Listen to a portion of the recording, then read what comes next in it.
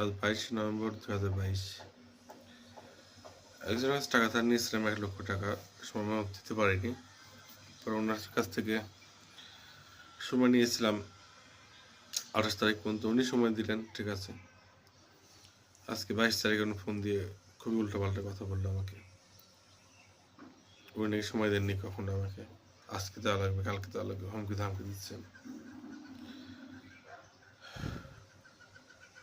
অথচ আমাকে যে টাকা দেওয়া করছিল সে ডেট মিস করলে আমি তাকে কিছু বলতে পারছি না, মাঝখান থেকে আমি কালা হয়ে গেলাম।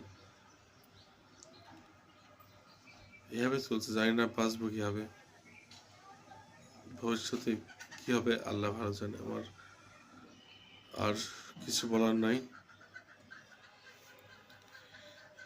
আল্লাহ ভরসা, দেখে আল্লাহ বাঁচায় রাখে না, কি করে মরার পরও শান্তি পাবো না, কারণ এত ভালো কাজ করিনি যে মরার পর শান্তি পাবো।